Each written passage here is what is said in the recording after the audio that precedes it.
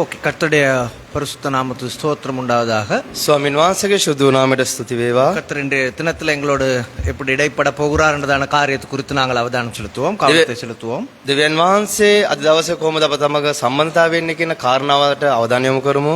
நாங்கள் ஜெபம் பண்ணுவோம். අපි ආඥා කරමු. අපිට අද ලෙස ප්‍රේම කරනවා ජීවමාන දෙවියන් වහන්සේ මේ මොහොත ඔබ වහන්සේ අතට බාර කරනවා.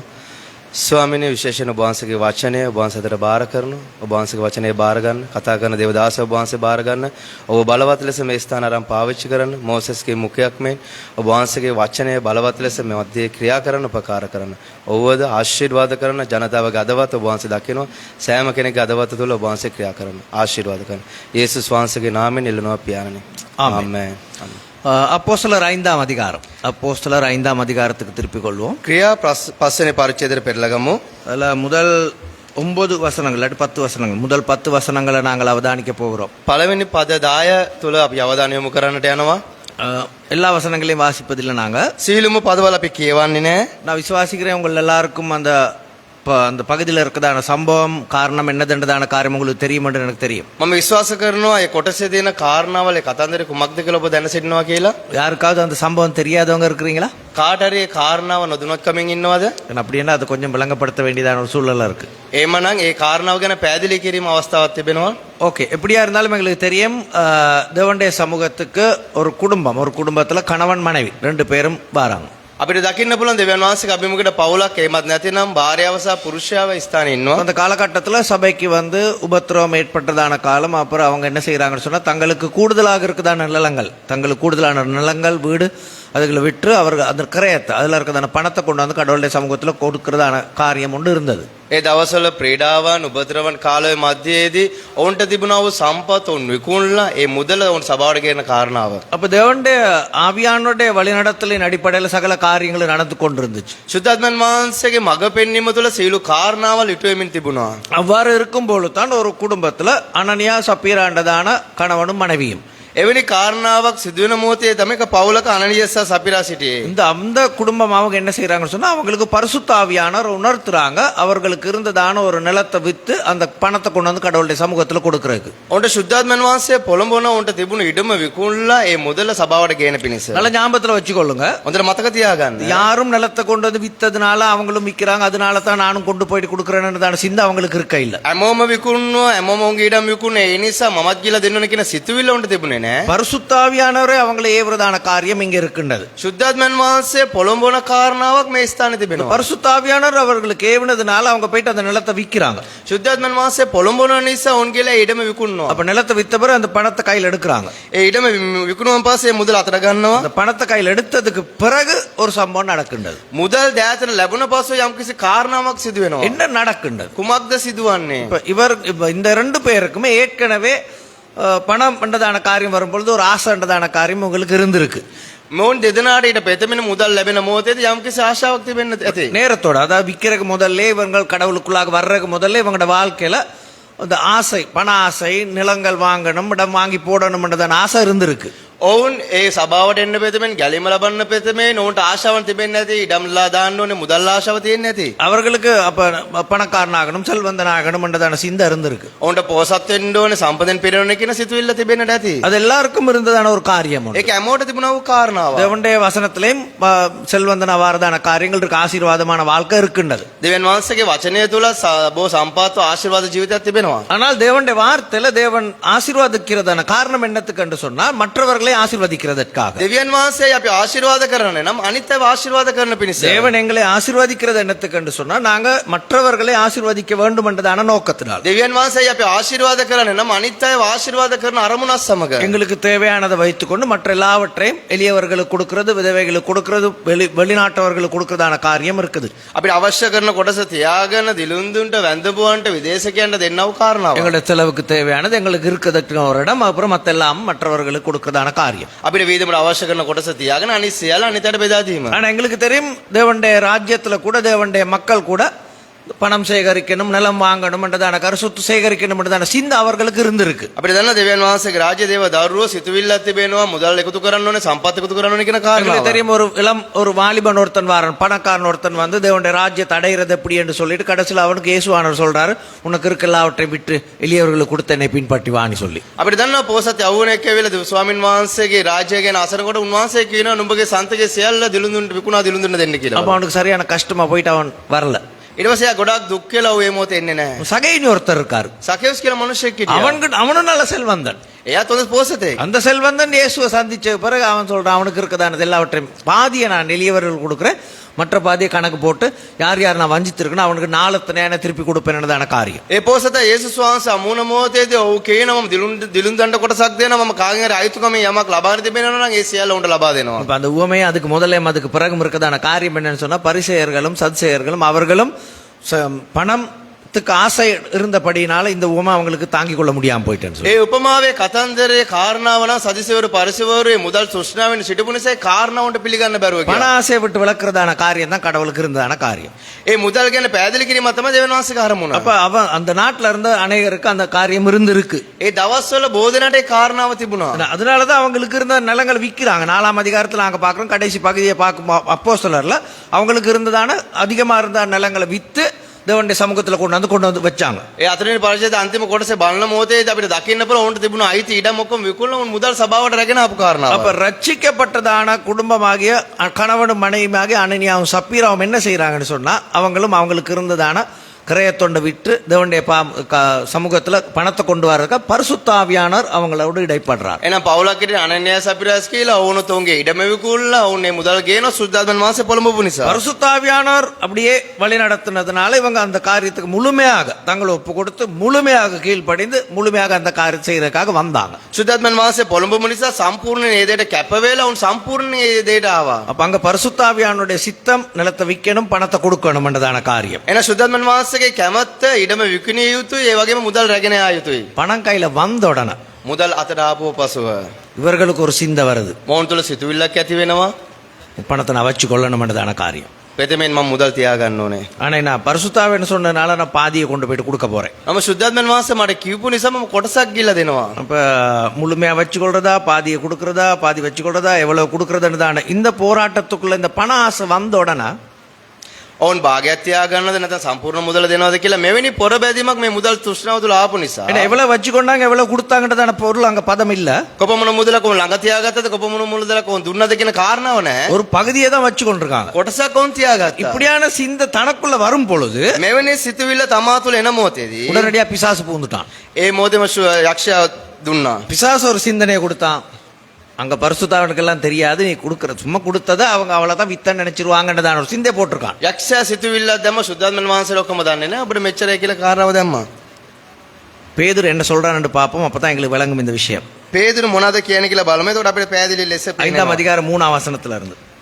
පයේ 3 பேதுரு அவனை நோக்கி, அனனியாவே, நிலத்தின் ஒரு கிரயத்தின் ஒரு பங்கை வஞ்சித்து வைத்து பரிசுத்த ஆவியினிடத்தில் பொய் சொல்லும்படி சாத்தான் உன் இருதயத்தை நிரப்பினது என்ன? விளங்குதா உங்களுக்கு என்ன சொல்றேன்னு? ඔබට ඒක පැහැදිලිද අපිට කියපු කාරණාව? සිංහලෙන් කියවනවා. නමුත් පේත්‍රස් කතා කොට අනනියස්නි ශුද්ධාත්මයන් වහන්සේ රවටා බිමේ මිලෙන් කොටසක් තබා ගන්නට සාතාන් නුඹේ සිත පිරෙව්වේ මක් නිසාද? பரிசுத்த ஆவியானவரை வஞ்சித்து. සුද්ධාත්මන් වහන්සේට වංචා කරලා. அப்ப ரவட்டல பரிசுத்த ஆவியானவர் வஞ்சித்தன்னு சொல்லும் பொழுது அப்ப அந்த இடத்துல என்ன நடந்திருக்குன்னு சொன்னா, பரிசுத்த ஆவியானவர் தான் இவனை ஏவி இருக்கார் விற்கிறதுக்காக பணத்தை கொடுக்கறதுக்காக. සුද්ධාත්මන් වහන්සේ රවටලා තියෙන මොකද සුද්ධාත්මන් වහන්සේ තමයි පෙළඹේ මේ ඉඩම විකුණන පිණිස. அப்ப அந்த வசனத்துல கடைசி பகுதியை வாசிக்கும் பொழுது ඒ කොටස අන්තිම පදයේ කියවන මොහොතේදී சாத்தான் உன் இருதயத்தை நிரப்பினது என்ன? යක්ෂයා නුඹගේ අදවත පෙළඹිය කුමක්ද? உங்களுக்கு விளங்குதா என்ன நடந்திருக்குன்றதான காரியம்? ඔබට තේරෙනවද කුමක්ද සිදුවලා තියෙන්නේ කියන இவனுடைய කාරණාව? மனது உண்டு, தேவனுடைய ஆவியானவர் செயற்பட்டதான காரியம் இருக்கு. සුද්ධ දෙවියන් වහන්සේගේ ආත්මයන් වහන්සේ ක්‍රියාත්මක වූ කාරණාවක් තිබෙනවා. அந்த கெப்புக்குள்ள பிசாசானனும் பூந்து இருக்கிறான். ඒ ඉඩස තුල යක්ෂයා ආවා. அப்ப பேதுரு கேக்குறான், அது எப்படி நடந்துச்சு? පේදුරු ආනෝ එක කොහොමද සිදු වුනේ? இந்த என்னன்றதான கேள்விதான் கேட்டிருக்கான். என்ன அது எப்படி ඒක කොහොමද? பிசாசானன் உன்னை எப்படி அப்படி செய்தான் என்றதான காரியம் යක්ෂයා කොහොමද එවැනි ආකාර මුණ රැවට්ටුවේ? உன்னுடைய இருதயத்தை நிரப்பினது என்ன නුඹගේ අදවත පෙළඹුවේ அது කොහොමද? எப்படி பரிசுத்தாவியானவரால் நிரப்பப்பட்டிருக்குதான் ஒருவன் வந்து பிசாசானவர் நிரப்பப்பட்டது என்றுதான் பேதுருக்கு இருக்க கேள்வி සුද්ධාත්මයන් වහන්සේගේ පිරුණ මිනිස්සෙක කොහොමද යක්ෂයා පෙළඹුවේ කියන කාරණාව තමයි பேதுருට சரியா? තිබුණේ. அப்ப அவன் மேல நாங்க வசத்தை வாசிக்கும் பொழுது அதுல இருக்கு தன் மனைவி அறிய 2ஆம் வசனம் தன் மனைவி அறிய அவன் கிரயத்தில் ஒரு பங்கை வஞ்சித்து வைத்து ஒரு பங்கை கொண்டு வந்து තමාගේ භාර්යාව දැනුවත්ම විකුණපු කොටසෙන් භාගයක් තියන තමයි භාගයක් ගෙනාවේ. இதனாலதான் நான் சொன்னேன் அவங்களுடைய மனதுக்குள்ளேயும் அந்த காரியம் ஒன்று நடந்திருக்கின்றதான காரியம் ඒ නිසාද මං කිව්වා උන්ගේ පෞල් ජීවිතය තුළ මෙවැනි කාරණා සිදු වෙලා තියෙනවා කියලා. ஏற்கனவே பண ஆசை நிலம் வாங்கணும் அது வாங்கணும்ன்றதான ஆசை இருந்துச்சு ඊට පෙතෙමෙන් මුදල් තෘෂ්ණාව ඉඩම් ගන්න කියන ආශාව තිබුණා. ஆவியானவர் இடைப்பட்டார் ஆவியானவர் அப்புறம் சகை இடைப்பட்ட மாதிரி அனனியா சப்பிராக்கு இடைப்பட்டு தேவனுக்கு கொடுத்துருன்றதான காரியம் வந்திருக்கு ආත්මයන් වහන්සේ සම්බන්ධතාව වේලා සකෘෂ්ඨ සම්බන්ධතාව වුණා වගේම උන් සමග සම්බන්ධතාව වුණා. பணம் கையில வந்த உடனே මුදල් දෙයට ආපු මොහොතේදී மறுபடியும் ஒரு ஆசை வந்திருக்கு එවැනි ආශාවක් ඇති වුණා. ஆசை வந்த உடனே டக்குன்னு பிசாசானவன் பூந்துட்டான் வஞ்சிச்சிட்டான் ආශාව ආපු මොහොතේදීම යක්ෂයා ඇතුල් වුණා. උන්ව පෙළඹුව රැවට්ටුවා. 4ஆம் வசனம் 4වෙනි පදය. வாசிங்க யார் சார் அதை விற்று உண்மை அது உன்னுடையதா இருக்கவில்லையோ ம் அதை விற்ற பின்பு அதன் கிரயம் உன் வசத்தில் இருக்கவில்லையோ நீ உன் இதயத்திலே இப்படிப்பட்ட எண்ணம் கொண்டதென்ன நீ மனுஷரிடத்தில் அல்ல தேவனிடத்தில் பொய் சொன்னாய் என்றார்.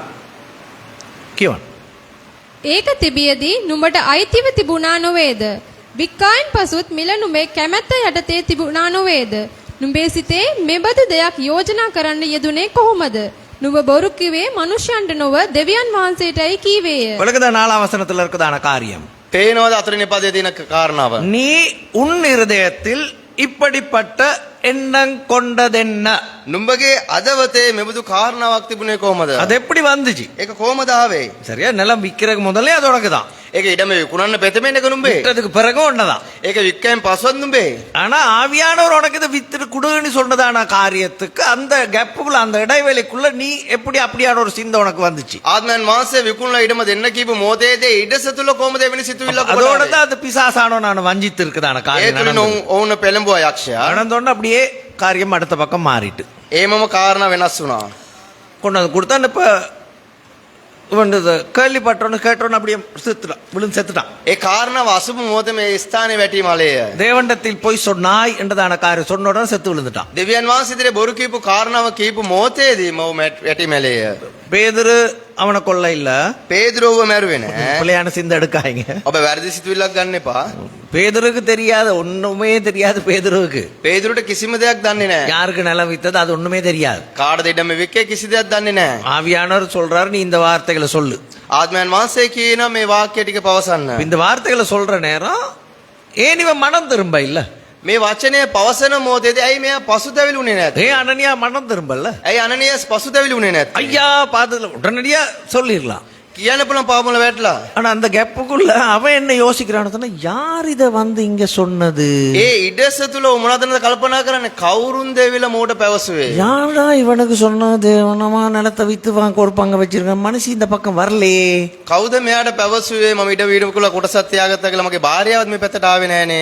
ஏன்னா 2ஆம் வசனத்துல இருக்க 2 பேரும் அறியதான் இந்த காரியம் நடந்திருக்கின்றதான காரியம் දෙවෙනි පදයේ කියන දෙදෙනාම දැනුවත් තමයි මේ කාරණාව සිදුනේ தன் කියලා. மனைவி அறிய තමගේ භාර්යාව දැනුවත්ව 2 பேரும் பிளான் பண்ணிருக்காங்க දෙදෙනාම සැලසුම් කළා තියෙනවා. சரி கணவனும் ஐடியா கொடுத்தாரா மனைவி ஐடியா கொடுத்தாரா மனைவி ஐடியா கொடுக்க கணவன் அதுக்கு ஒத்துழைப்பு கொடுத்தாரா ஏதோ 2 பேரும் ஒரு காரியத்துக்குள்ளாக வந்திருக்கிறதான காரியத்தை நாங்க பாக்குறோம் භාර්යාව සැලසුම් කරාද ස්වාම පුරුෂයා සැලසුම් කරා දෙදෙනාම සැලසුම් කළා ආවා කියන කාරණාව දැන් නමුත් ඒක කාරණා කොට ඇවිල්ලා තියෙනවා. கர்த்தருடைய வார்த்தை வரும் பொழுது ස්වාමින් වහන්සේගේ වචනේ එන මොහොතේ பேதுருடைய வாயிலிருந்து கர்த்தருடைய வார்த்தை வரும் பொழுது பிரசங்கம் இல்ல இது දේශනාව නෙමෙයි පේදුරුතුමාගේ මුඛයෙන් දෙවියන් වහන්සේගේ වචනේ එන அவனுக்கு මොහොතේ தனிப்பட்ட செய்தி உண்டு ඔහුට පෞද්ගලික දේශනාවක්. வரும் பொழுது அந்த செய்தியினூடாக அவன் யோசிக்கிறான் என்னன்னா இது யாரு சொன்னது இவருக்கு ඒ පණිවිඩ එන මොහොතේ ඔහු කල්පනා කරනවා මේ කාරණාව කවුද මෝට කිව්වේ?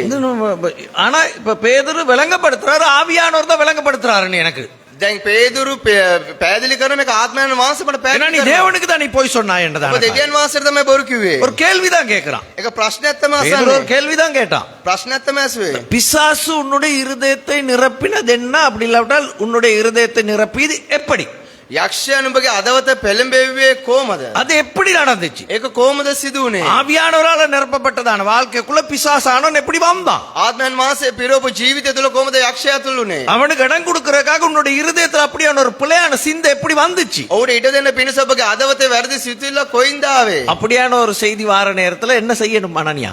එවැනි පණිවිඩයක් එන මොහොතේදී අනනේස් කුමක්ද කළ යුතුයි? ஒண்ணுமே தெரியாத மாதிரி சத்தமில்லாம கிடக்குறான். කිසිම දෙයක් නොදැනුවත්කමෙන් සද්ද නැතුව ඉන්නවා. அவர் சொன்னோன்னு சொல்லி முடிக்கிற முதல்ல ஐயா கீழே விழுந்து செத்தார். එයා කියලා අවසන් කරන්න බෙතෙම නේසනෝ වැටි මැරුණා. எங்களை மாதிரி யாராவது செத்தா 3 மணித்தேலம் 3 நாள் வச்சு கொண்டிருக்கிறது இல்ல.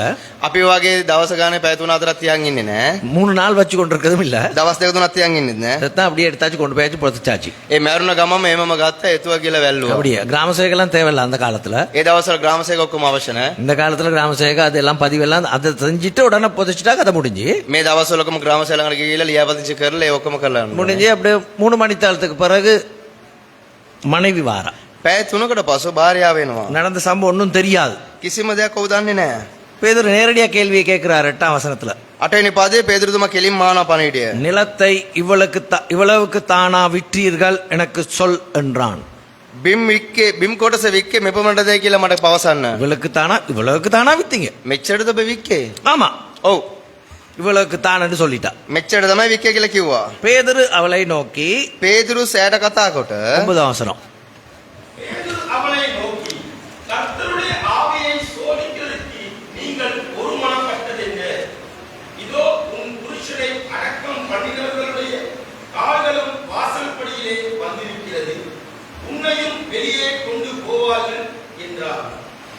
சரியா? முக்கியமா 9ஆம் வசனத்துல වැදගත් පණිවිඩයේ 9වෙනි පදයේ கர்த்தருடைய ஆவியை சோதிக்கிறதற்கு நீங்கள் ஒருமனப்பட்டது என்ன? ස්වාමින් වහන්සේගේ ආත්මයන් වහන්සේ පරීක්ෂා කරන පිණිස ඔබ එකඟ වුණේ කොහමද? அது எப்படி? කොහමද? அது எப்படி நீங்க கணவன் மனைவி நீங்க 2 பேரும் பரிசுத்தாவியானவரை சோதிக்கிறதுக்கு? ඔබ කොහමද ස්වාමි පුරුෂයා භාර්යාව එකඟව සුද්ධාත්මයන් වහන්සේව පරීක්ෂා කරේ? அது சோதிக்கிறதுன்னு அர்த்தம் என்னன்னு சொன்னா ඒ පරීක්ෂාවේ අර්ථය නම් ஆவியானவர்கள்லாம் தெரியாது இந்த விஷயம். ආත්මයන් වහන්සේට මේ කාරණාව දන්නේ නැහැ. நிலத்தை வித்தோம் கொண்டு போயிட்டு பணத்தை கொடுத்துட்டோம். பணத்தை கொடுக்க நேரம் அவர் அங்கிட்டு மெதுவா அங்கிட்டு போயிடும்.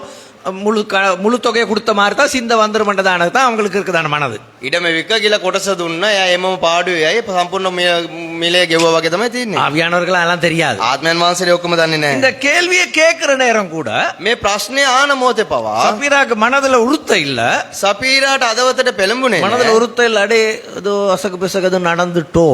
මොනාරි යම්කිසි සිදුවීමක් මේ ස්ථානේ සිදු වුණාදෝ? நாங்க வித்த தொகை இல்லையே இந்த கணக்கு நாங்க வச்சிருக்கிறோம் தானே. අපි විකුණපු තොගේ නෙමෙයි මේ කොටස.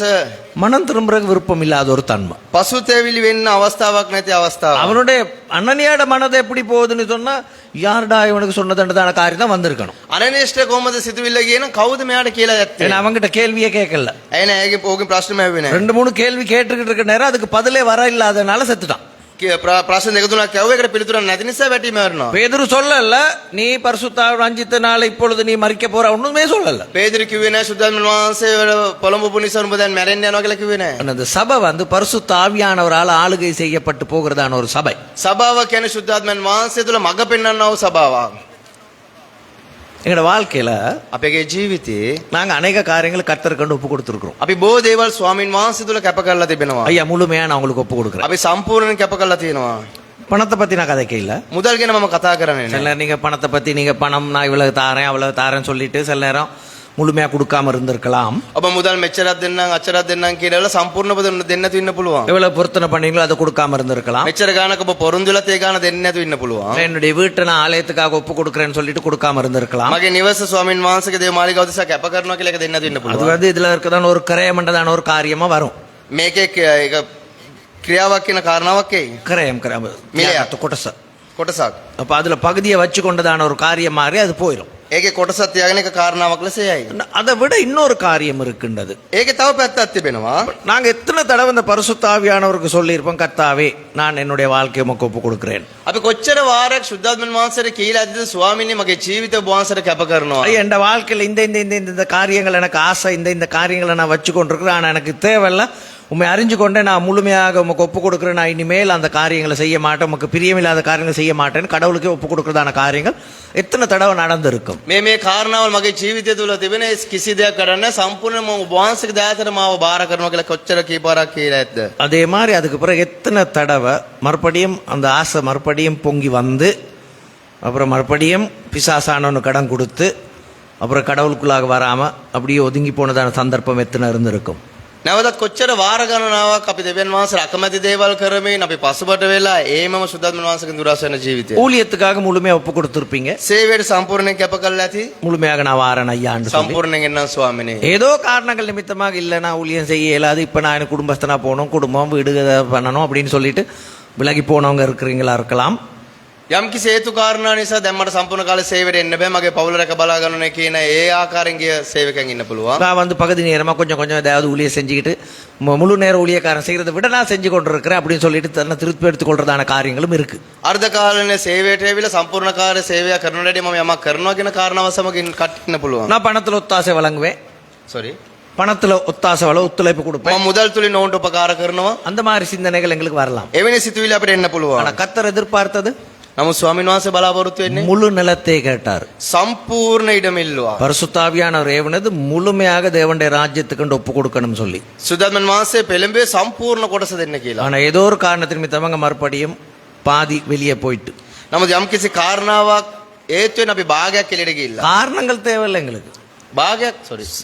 காரணங்கள் எங்களுக்கு தேவை. කාරණාවල අපිට අවශ්‍ය නැහැ. அதில் பாஸ்டரோட வைஃப் இல்லாட்டி அந்த மூப்பர் அது வேறு, அதனால எனக்கு கேளாது இங்கே ஊழியத்தில் அந்த கதை எங்களுக்கு சரி வராது. පාස්ටර් එතුමාගේ භාර්යාව නැත්නම් වැඩිමල් ඒ කාරණාව ஏன்னா இது නිසා நபர்களோடு நடக்கிற பிரச்சனை இல்லை, இது நபர்களோடு நடக்கிற பிரச்சனை இல்லை. මනුෂ්‍යයන් සමග සිදුවෙන කාරණාවක් නොවේ. இது தேவனுக்கும் அவருடைய பரிசுத்தாவியானவருக்கும் இடையில நடக்கிறதான ஒரு காரியம். මේක දෙවියන් වහන්සේට සුද්ධාත්මයන් වහන්සේ අතර සිදුවෙන කාරණාවක්. அப்ப நாங்க தேவனுக்கு அந்த ஒப்பு கொடுத்துட்டு வேற இடத்துக்கு நாங்க மாறி போறோம்னு சொன்னா, சிந்தையை மாத்தி கொள்வோம்னு சொன்னா, அந்த பரிசுத்தாவியானவருக்கு எதிரா நின்று பிசாசானவனு கடன் கொடுத்தோம்ன்றதான அர்த்தம்.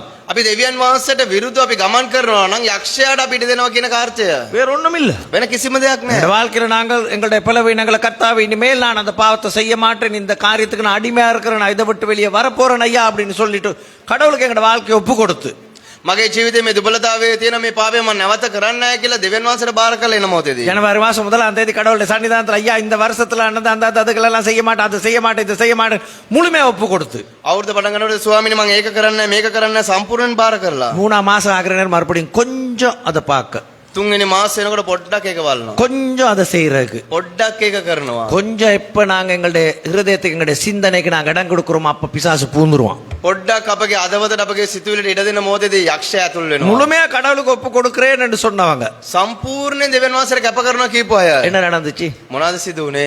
நாங்க இப்ப 3ஆம் மாசத்துல இருக்கிறோம். අපි දැන් තුන්වෙනි මාසෙ ඉන්නේ. 1ஆம் தேதியா இல்லாட்டி போன வருஷமா ரட்சிக்கப்பட்ட நேரத்திலயா, ஓகே நான் கர்த்தருடைய சமூகத்துல ஒரு நாளைக்கு 2 மணித்தேல இருக்க போறேன் அப்படி சொல்லி ஒப்பு கொடுத்துருக்கலாம். ගැලීම ලැබුම් මොහොතේ එන්න පුළුවන්, ගේ අවුරුද්ද එන්න පුළුවන්. මම දෙවියන් වහන්සේගේ අභිමුඛයේ පැය දෙකක් කාලය ගත කරනවා කියලා කියන්න இல்லாட்டி පුළුවන්. 3 மணித்தேல தேவனுடைய சமூகத்துல இருப்பேன் என்று பொருத்தனை பண்ணியிருக்கலாம். නැත්නම් පැය 3ක කාලයක් මම දෙවියන් වහන්සේගේ අභිමුඛයේ ඉන්න කියලා පොරුන්දු වෙලා துதி வேலை ஜெப வேலை அதை பிரிச்சு நான் இதை காரியங்களை செய்வேன், தேவனுடைய வார்த்தைக்கு நான் முதலிடம் கொடுப்பேன் என்றதான காரியத்துக்கு ஒப்பு கொடுத்துருக்கலாம். යාඥාවල් මෙනෙහි කරන ඔක්කොම කොටස් බෙදලා මම දෙවියන් වහන්සේගේ වචන කැප කරනවා කියලා කියන්නේ නැති. கொஞ்சம் வெளியே போயிட்டா පොඩ්ඩක් එළියට ගියා யாரு கடன் கொடுத்தோம்? කාටද ඊට දුන්නේ? அப்படி அதெல்லாம் கடவுள் பார்க்க மாட்டார். அப்படியா? ඒ මොකම දෙවියන් වහන්සේ බලන්නේ නැහැ එහෙමද? பரிசுத்தாவின் தெரியாதா தெரியுமா? සුද්ධාත්මයන් වහන්සේට දන්නවද දන්නේ නැද්ද? எங்களுக்கு தெரியும், பரிசுத்தாவின் கட்டாயம் தெரியும். அவருக்கு தெரியாம இல்ல, உடனடியா அப்படியே அந்த அண்டைக்கு ஜெபம் பண்ணல, ஐயா மன்னிச்சிருங்க ஐயா, நம்ம நாளையில இருந்து மறுபடியும் ஐயா ஜெபம் பண்ணுவேன் ஐயா அப்படின்னு எத்தனை தடவை சரினா செத்து விழுந்து கிடக்கணும் அனனியா சப்பீரா மாதிரி. අපිට දන්නවා සුද්ධාත්මයන් වහන්සේට දන්නවා කියලා නමුත් වැඩි කරනවද අනේ ස්වාමීන් මට උදව් කරන්න එහෙම කියලා අපි කියනවා. අපි කොච්චර වාර කරලා තිබුණා නැත්නම් අපි මැරලා යනවා අනන්‍යස් අපිරස් වගේ. இல்லையா? නැද්ද?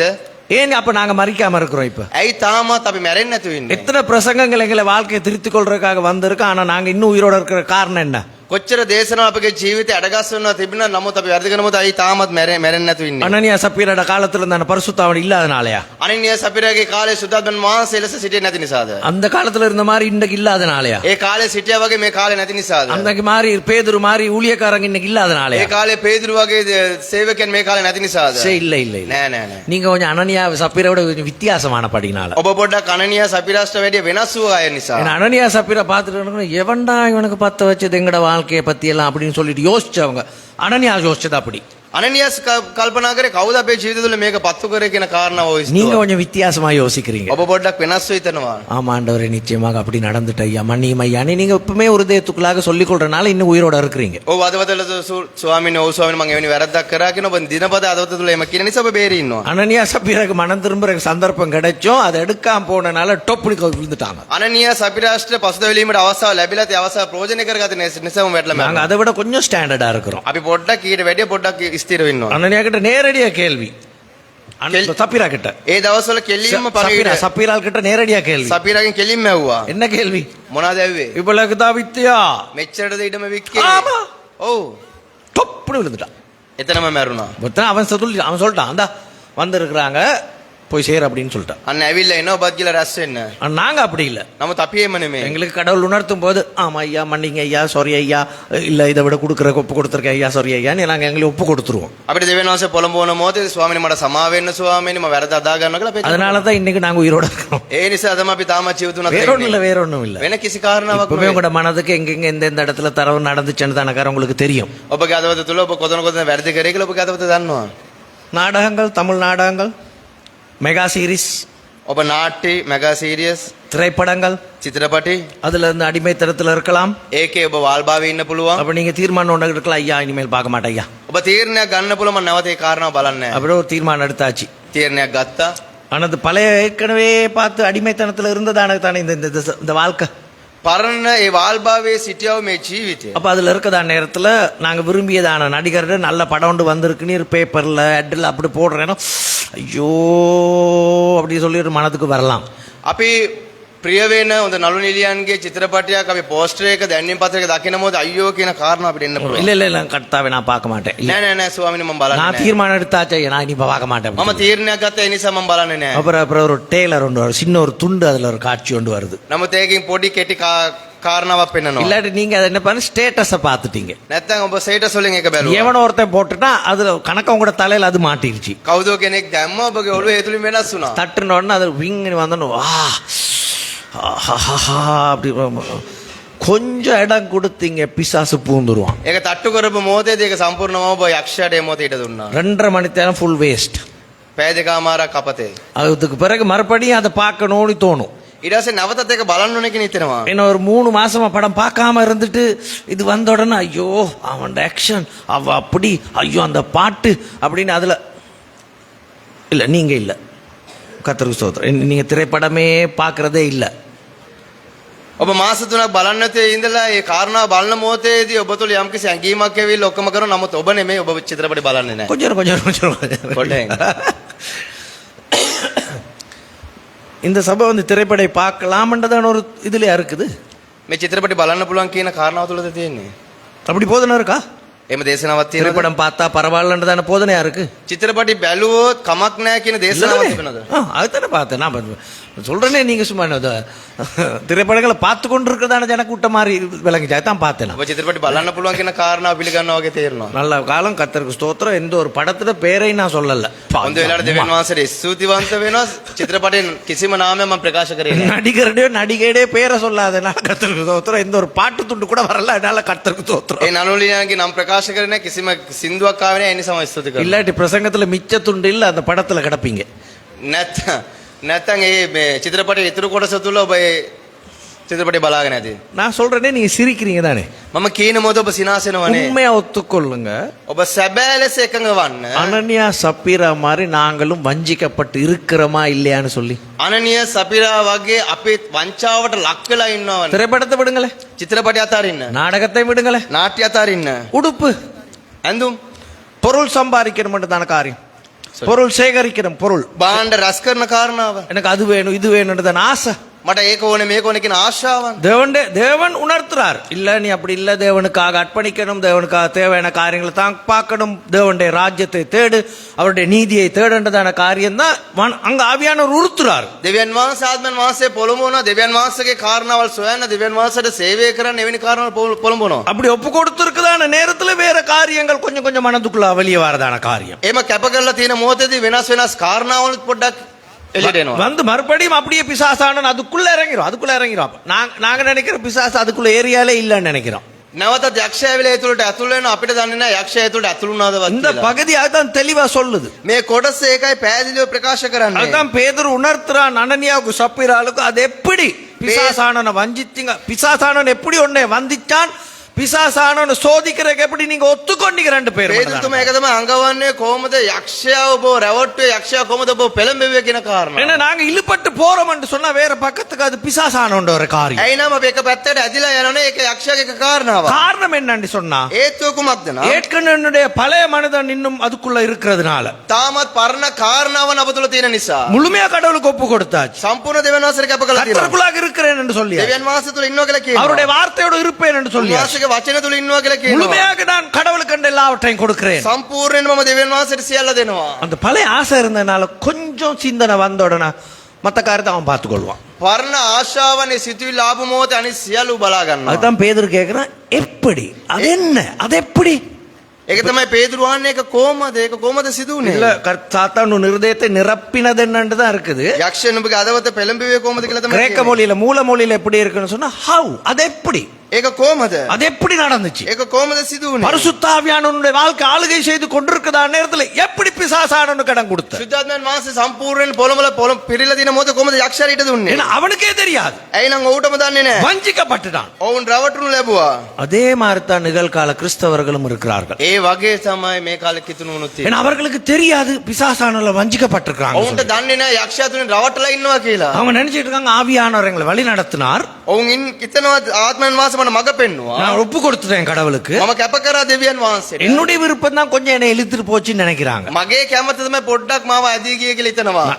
அந்த சிந்தை தான் என்னுடையது. ඒ සිතුවිල්ල තමයි මගේ. நான் கொஞ்சம் பார்த்தா என்ன, මම පොඩ්ඩක් பலுவனா கொஞ்சம் வச்சுக்கொண்டா என்ன, මම පොඩ්ඩක් තියාගත්තා නම් කොහමද? கொஞ்ச நேரம் அவங்களோட என்னோட பழகினா என்ன, பழைய நண்பர்களோட கொஞ்ச நேரம் පොඩ්ඩක් මගේ පරණ හිත මිතුරන් සමග ආශ්‍රය කරොත් කොහමද? குடிக்க மாட்டேன் நான் ஒரு ஃப்ரெண்ட்ஸோட கொஞ்ச நேரம் இருந்துட்டு வரேன். මම බොන්නේ නැහැ නමුත් යාළුවන් සමග පොඩ්ඩක් කාලය ගත කරලා එන්න. அது ஜென்ஸ் டிபார்ட்மெண்ட்டுக்குரியதா? ඒක පුරුෂයන්ගේ පැත්ත. விளங்குது. அது ஃப்ரெண்ட்ஸோட இருக்குது, லேடிஸ் கூடுதலா ஃப்ரெண்ட்ஸோட இருக்க போறது இல்ல. ඒ කාන්තාවන් අඩිපුර මිතුරන් සමග ආශ්‍රය කරන්නේ. அங்கன போறதுக்குன்னா போன உடனே பிசாசான அங்கன கிரியஸை தொடுவான். ஒரு ஷாட் தானே, கடவுள் என்ன கோவிக்கையா போறார், அன்புள்ள தேவன் தானே. அப்புறம் ஃப்ரெண்டே கொடுப்பா, அட என்னடா உங்களுடைய இயேசு அப்படிப்பட்டவராடா, அட எல்லா பாவத்தையும் மன்னிச்சவர் தானே, இதுக்கு மன்னிக்க மாட்டாருன்னு சொல்லி நல்லா தூண்டி விட்டோன்னு பழைய சிந்தனை இருக்குதானே. එතනට ගිය මොහොතේදී යක්ෂයා පොඩ්ඩක් පොළඹයි පොඩි ෂොට් එකක් දාගන්න. ඔබගේ දෙවියන් වහන්සේ ප්‍රේම කරනවානේ, උන්වහන්සේ පාර දෙන්නේ නැහනේ, තියෙනවානේ කියන කාරණාව සිතුවිල්ල දාන්න. எனக்கு தெரியும் நீங்கள் அந்த மாதிரி இடங்களுக்கு எல்லாம் போவே மாட்டீங்க, அந்த மாதிரி காரியத்துக்கு நீங்க உகந்தையாக மாட்டீங்க. මට දන්න ඔබ ඒ ස්ථානට යන්නේත් නැහැ, ඒ වගේ මනුෂ්‍යයන් සමග ඔබ එකඟ වන්නේත් නැහැ. அதெல்லாம் உடனே தெரியும், இதெல்லாம் கடவுளுக்கு விரோதமானதான காரியம். ඒක ඔක්කොම එකපාරටම දන්න මේක දෙවියන් වහන්සේට විරුද්ධ වූ කාරණාවන්. வீட்டுக்கு வாராரு, නිවසට එනවා. மனைவிக்கு விளங்குது, භාර්යාවට දන්නවා. அவங்களுக்கு அப்படித்தானே, லேடிஸ் டிபார்ட்மெண்ட்டுக்கு நல்லா விளங்கு தானே. உடனே කාන්තා පක්ෂයට දන්නවනේ හොඳට. ஐயா என்ன இது என்ன வந்து முதல்ல பேசுற பேச்சோட பிடிச்சிருவாங்க, என்ன போன இடத்துல அப்படின்னு கேட்டுருவாங்க.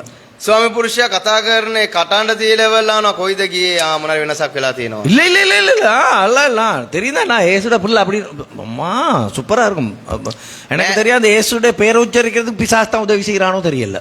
නෑ එහෙම කිසිම දෙයක් නෑ. මම දෙවියන් වහන්සේගේ දරුවා යේසුස් වහන්සේගේ නාමය ප්‍රකාශ කරන යක්ෂයාද කියලා දන්නවා. ஒரு குற்றம் நடந்தால் குற்றத்தை ஒத்துக்கொள்ளணுமா இல்லாவிட்டால் மழுப்பணுமா?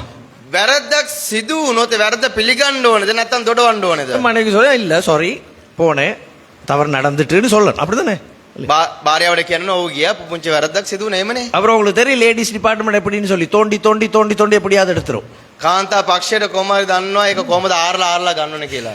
அவங்கள எடுத்துருவாங்க எப்படியா எடுத்துருவாங்க. ඕන් කොහමද එක ගන්න. சரி சரி சரி ஆமா கொஞ்சம் எடுத்தா அது என்ன இருக்க හරි පොඩ්ඩක් ගත්ත තමයි ඒක මොකද. சரி அப்புறம் அவரும் உகந்த சரி சரி හරි එයාත් එකතු වෙන එක. மன்னிப்பு கேட்போம் අපි සමාවයිදුමු சரி நாளைக்கு சர்ச் சர்வீஸ் ඒට දේමේය. சர்ச்சுக்கு போனாலும் அவளும் திறக்க மாட்டா ஐயா நேத்து இப்படி தவறு ஒன்று செஞ்சிட்டார் சொல்லி.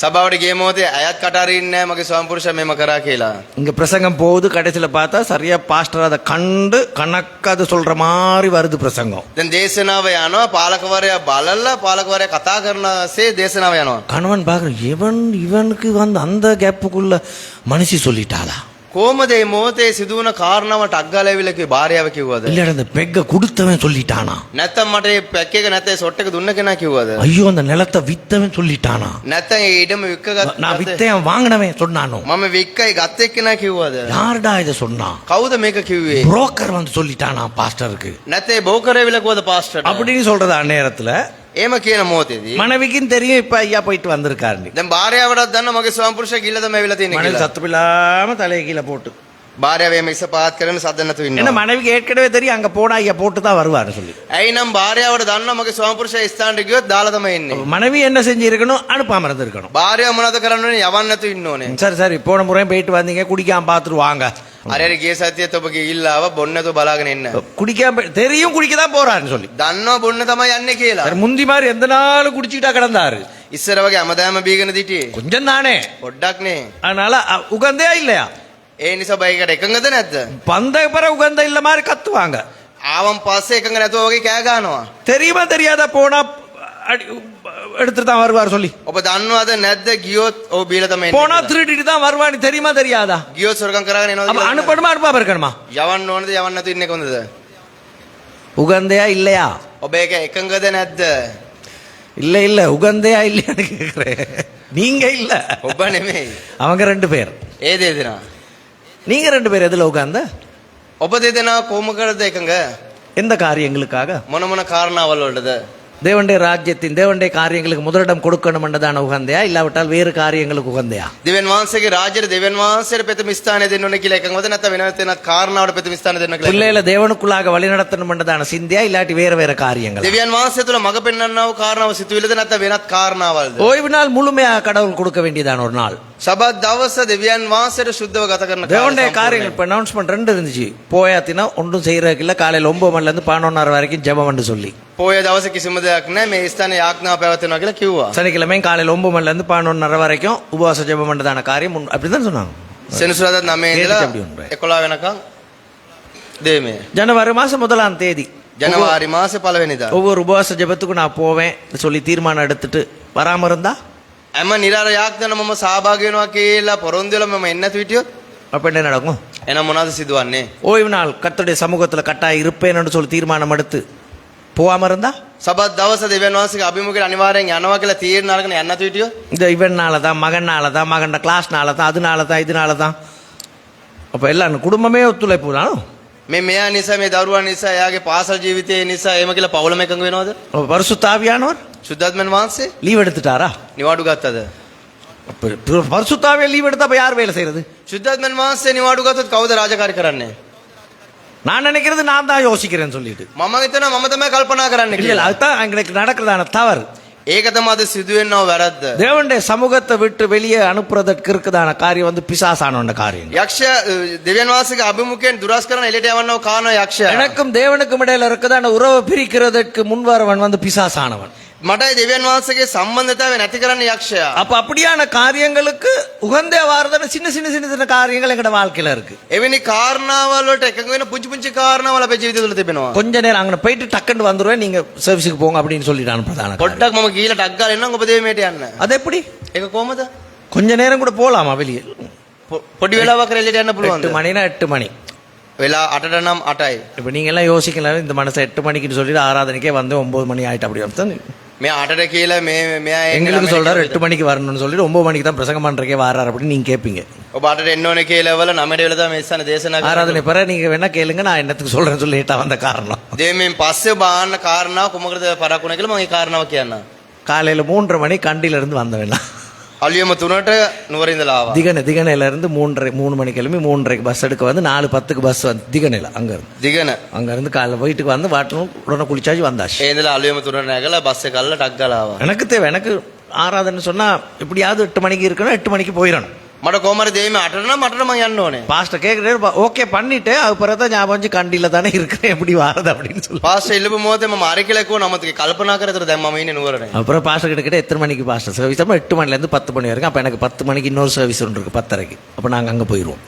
එතන ඒ පාස්ටර් කෝ 8 ඉඳලා 10 වෙනකන් එතන 10ට මට තව දෙයක් තියෙනවා. 9 மணிக்குன்னு சொல்லியிருந்தா கட்டாயம் எனக்கு வந்திருக்கலாம். 9ට කියලා කිව්වොත් අනිවාර්යෙන් එන්න බෑ. ஏன்னா எனக்கு அங்கே 10 மணிக்கு இன்னொரு ஆராதனை இருக்கு இல்லையா அப்போ அதனால் எனக்கு அங்கே போக முடியாமல் போகிறோம். அப்போ அதனால் அப்போ நாங்கள் பரிசுத்தாவியானவருக்கு இடம் கொடுக்குறோமா இல்லாவிட்டால் எங்களோட சிந்தைக்கு இடம் கொடுக்குறோமா? අපි සුද්ධාත්මයන් වහන්සේට ඊට දෙනවද එහෙම නැත්නම් අපගේ සිතුවිල්ලට ඊට දෙනවද? கர்த்தரோடு இருந்து பரிசுத்தாவியானவருக்கு இடம் கொடுத்து இடையில எங்களுடைய சிந்த ஆளுகை செய்யும் என்று சொன்னால் ස්වාමින් වහන්සේ සමග ඉඳලා සිතුවිල්ල අපගේ වෙනත් ආකාරයට යොමු වෙනවා නම් என்னுடைய சிந்த ஆளுகை செய்யும் என்ற என்ற வாழ்க்கை අපගේ සිතුවිල්ල මගේ ජීවිතේ පාලනය කරන්න බෑ. அப்படி வந்தால் එහෙම ආවනම් பிசாசு பூந்துருவான்.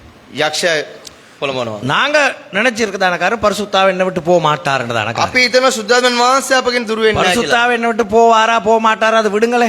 සුද්ධාත්මයන් වහන්සේ අපගෙන් දුරස් වෙනවද නැද්ද කියලා இந்த කාරණා பகுதியை பார்க்கிற நேரம் இந்த பகுதியை பார்க்கிற நேரம் මේ කොටස බලන මොහොතේදී பரிசுத்தாவில் இருக்கிற நேரமே பிசாசு அனனியாவை சப்பிரா வஞ்சித்து இருக்கானா இல்லையா? සුද්ධාත්මයන් වහන්සේ ඉන්න මොහොතේදීම අනිනියා සපිරාව යක්ෂයා පෙළඹෙන්නේ නැද්ද? அவங்களோட தீர்மானம் சின்ன தீர்மானமா?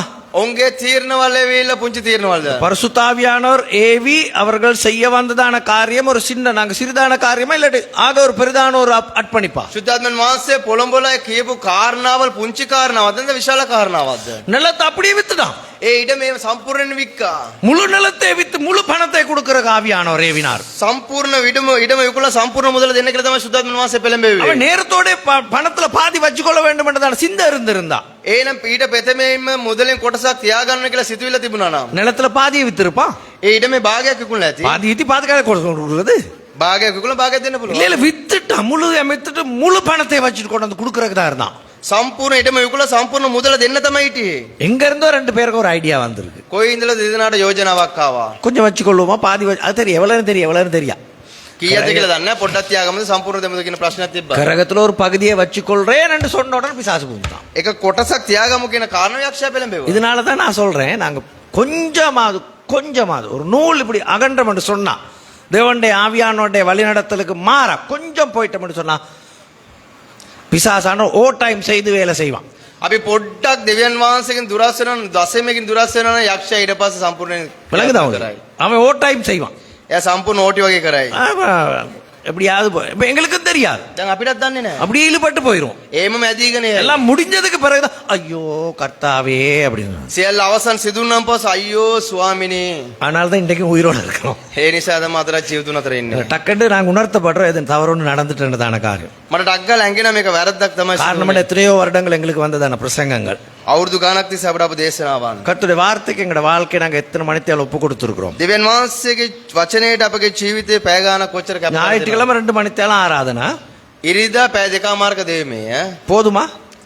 සෑයේද இந்த 2 மணித்தாலும் போதுமா ஓய்வு நாள்? මේ පැය දෙකමාර ඇතිද සබත් දවස? ஓய்வு நாள் கர்த்தருடையது. සබත් දවස ස්වාමින් වහන්සේගේ. அப்ப நாங்க தேவனுடைய எங்களுடைய காரியங்கள் வீட்டு போயாச்சு சமைச்சாச்சு காரியங்கள் பார்த்தாச்சு அதுக்கு பிறகு என்ன செய்யணும்? අපගේ නිවසට ගියා අපි යුවා ඔක්කොම කරා ඊට පස්සේ කුමක්ද කළ යුතුයි? சமைச்சு சாப்பிட்டாச்சு උයලා පියලා කෑවා. சமைக்கிற நேரம் ஐயா நியூஸ் பேப்பர் සෝරි சமைக்கிற நேரம் ஐயா நியூஸ் பேப்பர் අවියන මොහොතේදී එවිල්ලා ස්වාමි පුරුෂයා පත්තරේ බලනවා. பிள்ளைகள் දරුවන් பிள்ளைகள் எங்க இருப்பாங்க? දරුවන් මොනවද බලන්නේ? எங்கேயும் போக மாட்டாங்க. කොයිවත් යන්නේ නැහැ. மிகவும் கீழ்ப்படிஞ்ச பிள்ளைகள். හොඳට කීකරුණ දරුවන්.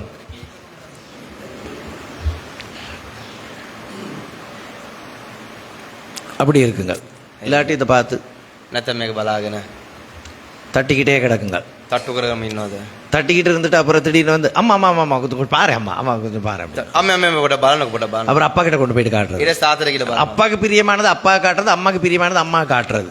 මම කැමති දේ මවට පෙන්වනවා පියා කැමති දේ පියාට පෙන්වනවා. அப்ப அப்பாவும் அம்மா திட்ட மாட்டாங்களே எனக்கு இதை வச்சுக்கிட்டு இருக்கேனால. ඒතර අම්මයි තාත්තා බයින්නේ මේක තියන් ඉන්නවට. இல்ல நான் கேட்கிறேன் මං ආන්නේ பரிசுத்தாவியானவர் ஆளுகை செய்கிறார் என்னுடைய சிந்தையை ஆளுகை செய்து பிசாச என்னை ஆளுகை செய்கிறான். සුද්ධාත්මයන් වහන්සේ මාව පාලනය කරනද මගේ සිතුවිල්ල පාලනය කරනද යක්ෂයා පාලනය කරනවා. கர்த்தருடைய ஓய்வு நாள்ல ස්වාමීන් වහන්සේගේ සබත් දවසේ மன உறுத்தல் இல்லையா? ඔබට අදවතට දැනෙන්නේ නැද්ද? அதுக்கு பிறகு ஒரு 2 மணிலேருந்து 5 மணி வரைக்கும் என்ன செய்யறேன்னு தெரியாது.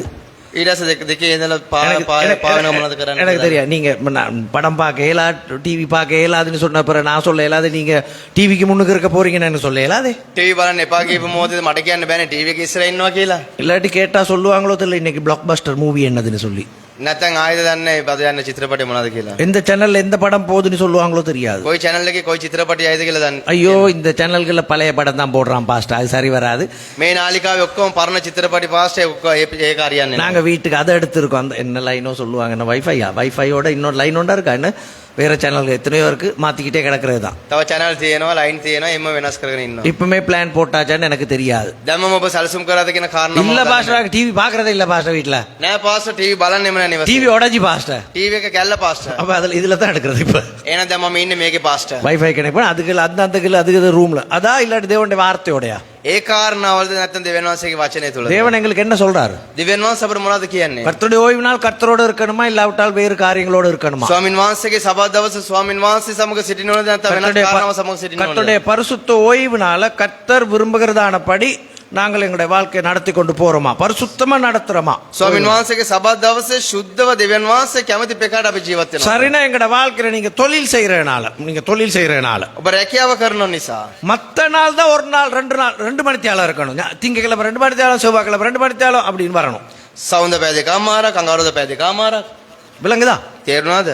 ஊழியக்காரனா முழுமையா கடவுளுடைய வார்த்தையோடும் ஜெபத்திலையும் தான் இருக்கணும். සේවකයන් සම්පූර්ණ දෙවියන් වහන්සේගේ වචනයත් යාඥාව තුළ තමයි සිටිය යුතුයි. குடும்பத்துல காரியங்களை பார்த்தாச்சு, ஜெபத்தோடையும் துதியோடையும் இருக்கணும். පවුලේ කාරණාවල් සියල්ල බැලුවා ප්‍රශංසාවත් වචනයත් සමග. ஊழிய காரியங்களை பார்த்து கொண்டிருக்கணும். ஊழியக்காரன் முழு நேர ஊழியக்காரன்னு சொன்னா සම්පූර්ණ සේවකයන් සම්පූර්ණ சேவை බලාගෙන ඉන්නවා. தொழில் செய்யறவங்க அவங்களோட தொழிலையும் டிஸ்டர்ப் பண்ணி கொள்ளாம கர்த்தரோடு எப்படியாவது ஒரு 2 மணித்தியாலமோ 3 மணித்தியாலமோ அவரோட நேரத்தை செலவிடுறதுக்கு ஒப்பு கொடுத்துருக்கணும். රැකියාව කරන කට්ටිය රැකියාවට බාධාවක් නොවන පිරිස දෙවියන් වහන්සේ සමග පැය දෙකක් හෝ තුනක් හෝ කාලය ගත කරන්න. திங்கள் முதல் வெள்ளி வரை, සවුන්ද සිට සිකුරාදා දක්වා. சனிக்கிழமை உங்களுக்கு துணி கழுவுற வேலை இருக்கு, மற்ற காரியங்கள் இருக்கு, சொந்த காரியங்கள் அதுகளை பார்த்துக்கொள்ளுங்க. සෙනසුරාදා රෙදියෝදන වැඩ පෞද්ගලික වැඩ තියෙනවා ඒවා බලා ගන්න ඕනේ. ஞாயிற்றுக்கிழமை கர்த்தருடைய நாள்.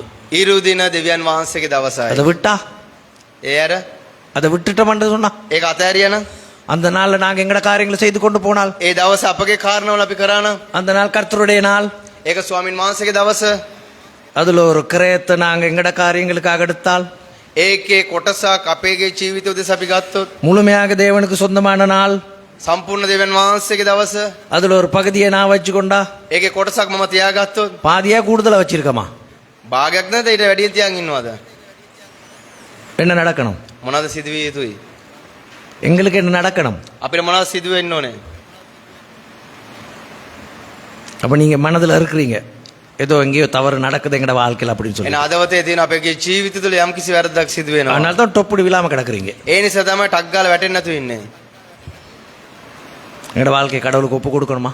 අපගේ ජීවිතය දෙවියන් වහන්සේට කැප කරනවද? எவ்வளவு தூரம் விலகி இருக்கிறோம் கடவுளை விட்டு? අපි කොච්චර දුරට දෙවියන් වහන්සේගෙන් දුරස් වෙලා கடவுளோட ඉන්නවද? எவ்வளவு நெருங்கணும் நாங்க? sorry. கடவுளுக்கு நாங்க எவ்வளவு நெருங்கணும்? අපි කොච්චර දුරට දෙවියන් වහන්සේ ඉදිරියේ වෙවුලන්න ඕනද? எத்தனை தடவை நாங்க கடவுளத்துல நெருங்குவேன் என்று பொருத்தனை பண்ணியிருப்போம். කොච්චර දවස් මම දෙවියන් වහන්සේට සමීප වෙනවා කියලා අපි පොරොන්දු වුණාද? ஆவியானவர் எத்தனை தடவை எங்களை ஏவி இருப்பார். ආත්මයන් වහන්සේ කොච්චර දවස් අපිට පොළඹවලා ඇතිද? அந்த ஆவியானவருக்கு இணங்கி நாங்கள் ஓம் கர்த்தாவே ஒப்பு கொடுக்கிறேன் என்று சொல்லிட்டு எத்தனை தடவை ஒப்பு கொடுத்திருப்போம். ආත්මයන් වහන්සේට එකඟව සම්පූර්ණ මම කැප කරනවා කීප වතාවක් මම කැප කරලා තිබෙනවා. அதுக்கு பிறகும் மறுபடியும் கடவுளுக்கு கொடுக்க வேண்டியதா நேரத்தை கொடுக்காம, கடவுளுக்கு கொடுக்க வேண்டியதுகளை கொடுக்காம, நான் பணத்தை பத்தி நான் கதைக்க இல்லை, பணத்தை பத்தி மட்டும் இல்லை, அதெல்லாம் அது பணம் எல்லாருக்கும் தெரியும் தானே. இந்த விஷயத்துல கடவுளுக்கு கொடுக்க வேண்டியதை நான் கொடுக்குறோமா? ඉන්පසුව නැවත දෙවියන් වහන්සේට දිය යුතු සම්පූර්ණ කාරණාවල් මම දෙවියන් වහන්සේට දෙනවා. ஓய்வு நாளை குறித்து கதைக்கிற காரணம் என்னன்னு சொன்னா, அதுல இருக்கும் உன் சொந்த காரியங்கள் ஒன்றும் செய்ய முடியாதாண்ட. මම සබත් දවස ගැන කතා කරන්නේ ඒකේ කියනවා නුඹගේ පෞද්ගලික කාරණාවල් කිසිවක් කරන්න එපා. 6 நாளுக்குள்ளே உன் வேலைகளை செய். දවස් 6 ඇතුළතදී නුඹගේ කාරණාවන් කරපන්න. 7ஆம் நாளோ கர்த்தருடைய பரிசுத்த ஓய்வு நாள். 7 වෙනි දවසේ ස්වාමින් වහන්සේගේ සුද්ධ සබත් දවස. அது உன்னை பரிசுத்தப்படுத்துறதற்கு இருக்கிறதான நாள். ඒක නුඹව පවිත්‍ර කරන්නව දවස. அது உன்னை பரிசுத்தப்படுத்துறதுக்கு இருக்கிற நாள். ඒක නුඹව පවිත්‍ර කරන්නව සුද්ධ කරන්නව දවස. அப்ப அந்த நாள் நான் முழுமையாக கடவுள் என்ன பரிசுத்தப்படுத்துறதற்காக ஒப்பு கொடுக்க வேண்டியதான ஒரு ඒ நாள். දවසේ සම්පූර්ණයෙන්ම ස්වාමින් වහන්සේට බාර කළ යුතුයි. ස්වාමින් වහන්සේ මාව පවිත්‍ර කරන ලෙස. கர்த்தரை பரிசுத்தப்படுத்தணும் சொன்னா தேவனோடும் அவருடைய வார்த்தையோடும் அந்த நாளை நான் செலவிட வேண்டும். ස්වාමින් වහන්සේ මාව සුද්ධ කළ යුතු නම් දෙවියන් වහන්සේගේ වචනය තුළ දෙවියන් වහන්සේ තුලත් මම ඒ දවසේ කාලය ගත කළ அந்த යුතුයි. நாள் நீங்க செய்யக்கூடிய வேலை ஒன்றுதான்.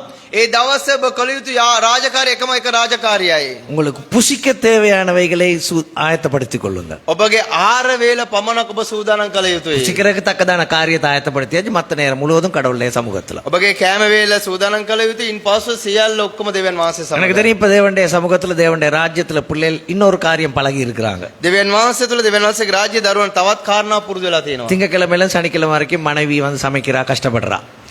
සෞන්දර්ය ඉඳලා සෙනසුරාදා දක්වා භාර්යාව මාංශ වෙනවා උයනවා. ஆனால் ஞாயிற்றுக்கிழமை நாங்க வெளியே போயிட்டு சாப்பிட்டு வருவோம். ඒ නිසා ඉරිදා අපි පොඩ්ඩක් එළියට ගිහිලා ආර වේලක් ගමු. ஆனால் நாங்க சமையலும் எங்களுக்கு இல்ல அன்னைக்கு. එදාට අපිට උයන්න කාරණාවල් නැහැ. அப்ப எங்களுக்கு கடவுளுடைய சமூகத்துல எவ்வளவு நேரம் இருக்கலாம்? එහෙනම් දෙවියන් වහන්සේගේ අභිමුඛයේ කොපමණ කාලයක් ගත කරන්න පුළුවන්ද අපිට?